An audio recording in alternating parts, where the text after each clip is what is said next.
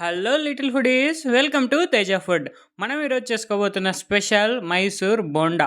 మైసూర్ బోండా ఈజీగా, టేస్టీగా, చాలా సాఫ్ట్గా ఎలా తయారు చేసుకోవాలో తెలుసుకుందామా? పదండి. ముందుగా మిక్సింగ్ బౌల్లోకి 1 కప్పు మైదా పిండి, అలానే ఒక చిన్నని పచ్చిమిర్చి తరుగు, జీలకర్ర అర స్పూను, తగినంత ఉప్పు, అర చెంచా వంట సోడా పొడి వేసుకొని బాగా కలుపుకోండి. తర్వాత మనం ఏ కప్పుతో అయితే మైదా పిండి తీసుకున్నామో అదే కప్పుతో పెరుగు, మంచి కమ్మటి గట్టి పెరుగు తీసుకోండి, చాలా బాగుంటుందన్నమాట. ఇలా మొత్తం పెరుగులోనే కలుపుకోవాలి. ఎట్టి పరిస్థితుల్లో నీళ్ళు వేయకూడదు. ఇలానే పెరుగులో బాగా కొంచెం మనం దోశ పిండి ఎలా కలుపుకుంటామో ఆ విధంగా కలుపుకోవాలన్నమాట. కొంచెం గట్టిగా ఉంటే కొంచెం మళ్ళీ మజ్జిగ నీళ్ళలో వేసుకొని కలుపుకోండి. మజ్జిగ నీళ్ళు కొన్ని వేసుకొని కలుపుకోండి. చూడండి, ఈ కన్సిస్టెన్సీలో కలుపుకొని ఒక అరగంట పాటు వదిలేయాలన్నమాట. అరగంట పాటు వదిలేసిన తర్వాత ఇలా అవుతుంది, బాగా బుడగలు బుడగలుగా వస్తుందన్నమాట పిండి.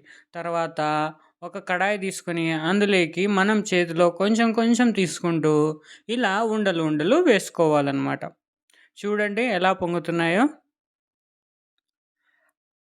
ఇలా మొత్తం అన్నీ ఉండలు ఉండలుగా వేసుకోండి. ఎక్కువ వేసుకోవద్దండి. కడాయిలో ఎన్నైతే పడతాయో అంతవరకే వేయండి. మరీ ఓవర్‌గా వేసుకోవద్దండి. ఎందుకంటే మరి కాలవన్నమాట.